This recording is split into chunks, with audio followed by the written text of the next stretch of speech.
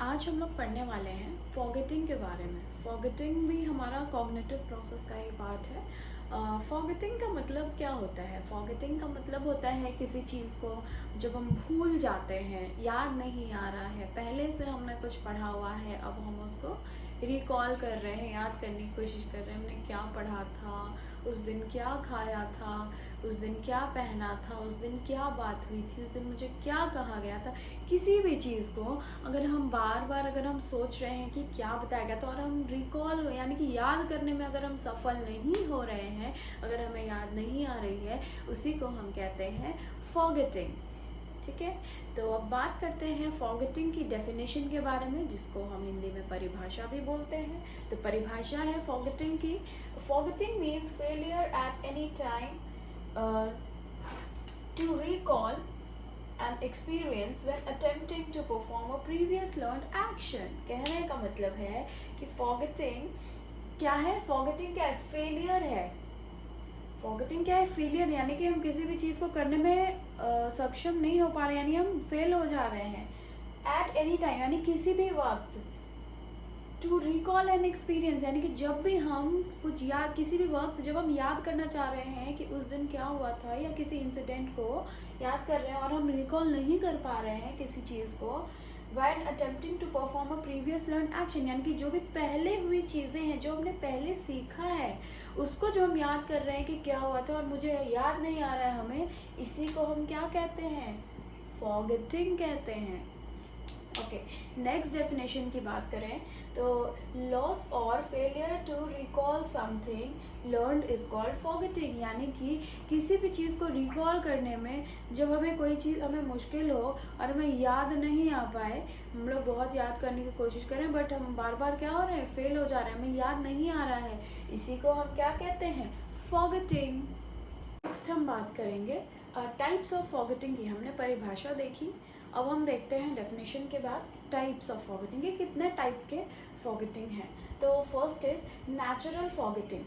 Natural forgetting का मतलब ही है कि वक्त के साथ कई बार हम बहुत सारी चीज़ें भूल जाते हैं, नेचुरली, जानबूझकर नहीं भूलते पर हम भूल जाते हैं, इसी को हम कहते हैं नेचुरल फॉरगेटिंग। जब हम जानबूझकर किसी चीज़ को नहीं, अनजाने में वक्त के साथ भूल जाते हैं। जैसे कि हमने कभी 5th क्लास में कोई चैप्टर पढ़ा होगा, अब हमें याद नहीं है कि हमने क्या पढ़ा था, वो उसी टाइम हमने पढ़ा और हम भूल गए, अब हमें याद नहीं है वक्त के साथ, क्योंकि हमने रिवीजन और प्रैक्टिस तो किया नहीं, तो हम चीज़ों को भूल गए, इसी को हम कहते हैं नेचुरल फॉरगेटिंग। और नेक्स्ट है मॉर्बिड फॉरगेटिंग, इसका दूसरा नाम एबनॉर्मल फॉरगेटिंग भी है।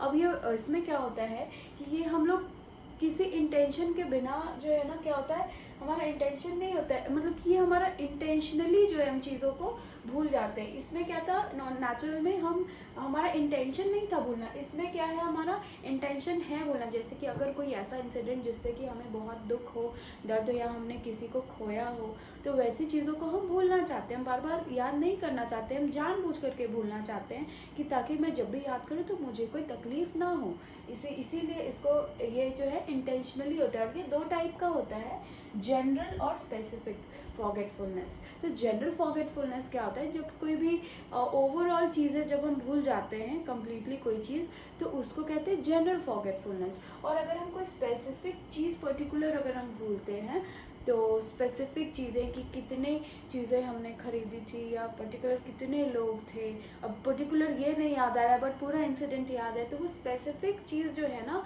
उसको हम कहते हैं स्पेसिफिक फॉरगेटफुलनेस। नेक्स्ट है हमारा फिजिकल फॉरगेटफुलनेस। तो फिजिकल फॉरगेटफुलनेस क्या होता है, यानी कि पूरे बॉडी में अगर किसी रीज़न से अगर कुछ प्रॉब्लम है, इंजरी हो गई है, या एज हो गया है, या डिजीज़ हो गया है, तो ये जो है हमारा फिजिकल फॉरगेटफुलनेस में आएगा। लाइक अगर हमारा एज हो गया है, तो ऑब्वियसली अगर बहुत ज़्यादा एज के लोग हैं तो उनको चीज़ें जल्दी याद नहीं होंगी, नहीं रहेंगी, वो लोग अक्सर भूल जाया करते हैं। अगर किसी को कोई डिजीज़ है, लाइक अल्जाइमर डिजीज़ है, तो उन लोगों को भूलने की बीमारी होती है। अगर ब्रेन में कोई इंजरी है, फिजिकली अगर कोई इंजरी है ब्रेन में, या कुछ ब्रेन में प्रॉब्लम है, तो वो भूल सकते हैं। या अगर कोई अल्कोहल कंज्यूम कर रहा है, तो ऑब्वियसली उनको याद नहीं रहेगा नशे में कि उनके साथ क्या हुआ था, तो दैट इज़ फिजिकल फॉरगेटफुलनेस। फिर नेक्स्ट है साइकोलॉजिकल फॉरगेटफुलनेस, यानी कि किसी भी चीज़ को अगर हमारे दिमाग में कोई स्ट्रेस है, एंजाइटी है, हम बहुत परेशान हैं, तो उस वजह से अगर हम चीज़ों को याद नहीं रख पा रहे हैं तो वो आएगा हमारा साइकोलॉजिकल फॉरगेटफुलनेस में। देखा डेफिनेशन, टाइप्स। अब हम देखेंगे कि क्या क्या कॉजेज है फॉरगेटिंग के, वो क्या कारण है जिसकी वजह से हम चीज़ों को फॉरगेट कर जाते हैं, यानी कि भूल जाते हैं।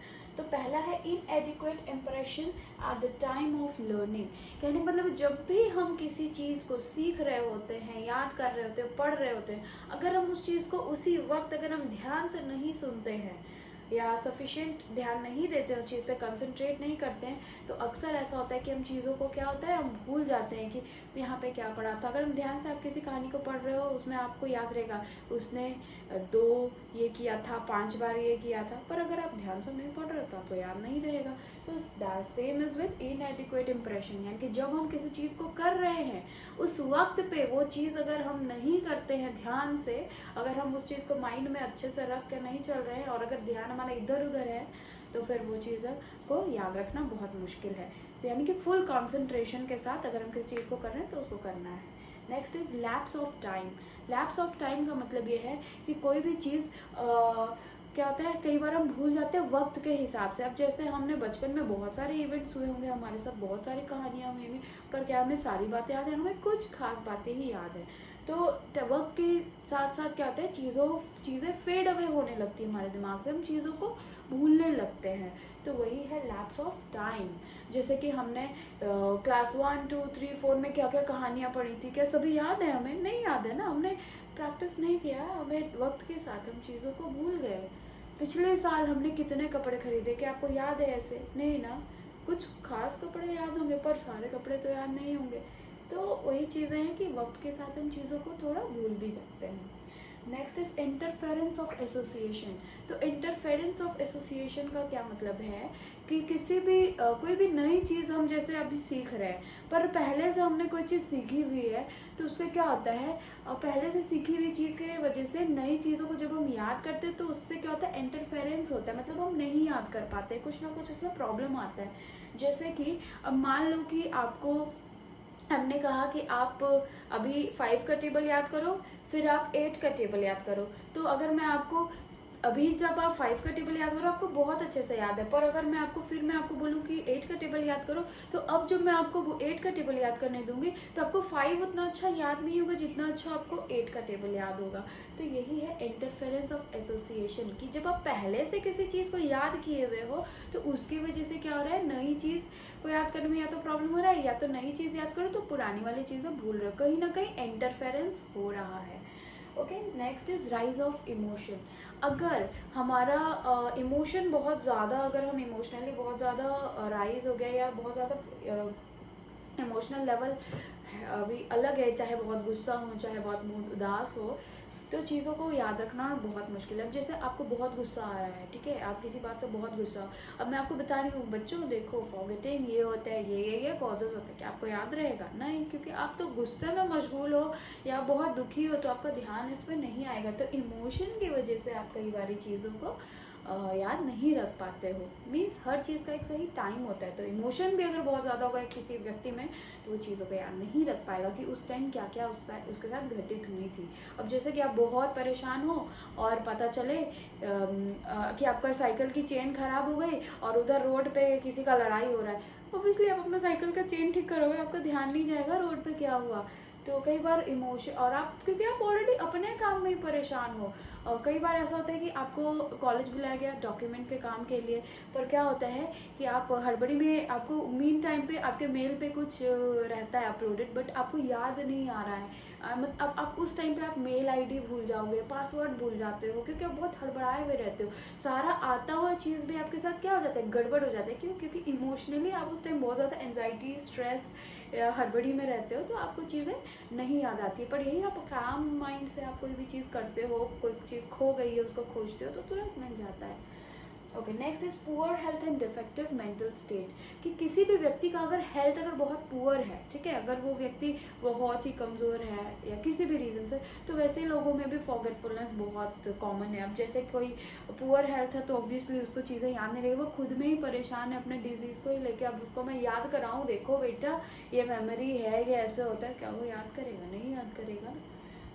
फिर हमारा डिफेक्टिव मेंटल स्टेट, अगर कोई व्यक्ति मेंटली साउंड नहीं है, वो पागल है, ऑब्वियसली उसको कितना भी मैं रटवा दूँ वो चीज़ें याद नहीं रख पाएगा। किसी पागल व्यक्ति को अगर मैं पढ़ाने बैठ जाऊँ तो क्या वो पढ़ पाएगा? नहीं पढ़ पाएगा, क्योंकि अगर दिमागी तौर पे ठीक होना ज़रूरी है, पढ़ाया उन्हें जा सकता है जो दिमागी तौर पे ठीक हो और जिनका हेल्थ भी अच्छा हो। जैसे आप बहुत बीमार हो, आपके पेट में बहुत दर्द हो रहा है, मैं आपको बैठ के पढ़ा रही हूँ तो आप नहीं पढ़ोगे, आपको नहीं समझ आएगा मैंने क्या पढ़ाया। आप लोग प्लीज़ अभी रहने दो, अभी मेरा पेट दर्द हो रहा है। आपका ध्यान कम्प्लीटली कहाँ होता है? अपने प्रॉब्लम्स पे होता है, इसी वजह से। नेक्स्ट इज इनएडिक्वेट प्रैक्टिस और रिपीटेशन, सबसे कॉमन पॉइंट है। अगर हम किसी चीज़ को रिहर्स नहीं करते, प्रैक्टिस नहीं करते, तो हम चीज़ों को भूल जाते हैं। जैसे कि बचपन में आपने टेबल पढ़ा था 18 का 19 का, बड़े होकर आपने रिवाइज नहीं किया, तो वैसे लोगों को 18-19 का टेबल याद नहीं है, बट जिन्होंने लगातार बहुत प्रैक्टिस की थी तो उनको याद है, जिन्होंने नहीं किया उनको नहीं याद है। तो यही था हमारा कॉज ऑफ फॉरगेटिंग, कि यही इन कारणों से क्या होता है, हम चीज़ों को भूल जाते हैं। नेक्स्ट है हमारा थियरीज ऑफ फॉरगेटिंग। तो थियरी ऑफ फॉरगेटिंग में हम लोग देखेंगे, एक है trace decay theory. Trace decay theory का क्या मतलब है? इसका मतलब ये है कि चीज़ों के साथ अगर हम वक्त के साथ अगर हम चीज़ों को प्रैक्टिस और रिहर्स ना करें तो वो चीज़ें क्या होती है, धुंधली पड़ जाती है और हम चीज़ों को भूलने लग जाते हैं। तो जो रिपीट किसी चीज़ को अगर वक्त के साथ अगर रिपीट ना किया जाए और जब हम चीज़ों को भूलने लग जाएं प्रैक्टिस और रिहर्सल की वजह से, रिपीटेशन नहीं करें उसकी वजह से, तो उसको हम कहते हैं ट्रेस डिके थ्योरी। अब जैसे क्लास 7th या 8th में आपने क्या पढ़ा था, क्या क्या फिजिक्स में पढ़ा था थ्योरीज, वो आपको याद नहीं होगा हर सारा थ्योरी। तो वो क्योंकि आपने टाइम के साथ क्या किया, आपने रिहर्स नहीं किया, प्रैक्टिस नहीं किया, तो आपको चीज़ें याद नहीं है। इसी को हम कहते हैं ट्रेस डिके थ्योरी। नेक्स्ट है हमारा इंटरफेरेंस थ्योरी। जैसे कि हमने पहले भी पढ़ा, कोई पुरानी चीज़ नई चीज़ों के साथ इंटरफेयर करी या नई चीज़ें पुरानी चीज़ों के साथ इंटरफेयर करी, उसी को हम कहते हैं इंटरफेरेंस थ्योरी। और क्या हो जाता है, चीज़ों को हम याद नहीं रख पाते हैं, चाहे वो पुरानी चीज़ की वजह से हो चाहे वो नई चीज़ों की वजह। जैसे कि ये दो टाइप का, रेट्रो एक्टिव इनिबिशन, एक है pro active inhibition. Retro active inhibition क्या होता है कि जब हम कोई भी नई चीज़ को याद करते हैं तो पुरानी चीज़ों को भूल जाते हैं। जैसे कि आपने अभी 2 का टेबल याद किया, फिर 3 का टेबल याद किया, 4 का टेबल याद किया, अब आपको क्या है, 4 का टेबल ज़्यादा अच्छा याद है, बट 3 और 2 का आप थोड़ा थोड़ा भूल गए। तो यही क्या है, रेट्रोएक्टिव इनिबिशन। इसमें क्या, न्यू चीज़ें जो है ज़्यादा याद रहती हैं। फिर प्रोएक्टिव इनहिबिशन क्या होता है, इसमें क्या है कि ओल्ड चीज़ें ज़्यादा याद रहती है। जैसे कि आपके फ्रेंड का पुराना कोई मोबाइल नंबर जो आपने हमेशा याद रखा है तो वो आपको याद है, पर अब अगर आप उसका उसने अपना नंबर चेंज कर लिया, अब आप नए नंबर को याद करना चाह रहे हो, आपको याद नहीं हो रहा है, आपको बार बार उसको पुराना वाला नंबर ही याद रहता है। तो इसीलिए इसमें क्या होता है कि पुरानी चीज़ें हमें ज़्यादा याद रहती है और इसमें जो है नई चीज़ें हमें ज़्यादा याद रहती हैं। तो यही है हमारा इंटरफेरेंस थियोरी।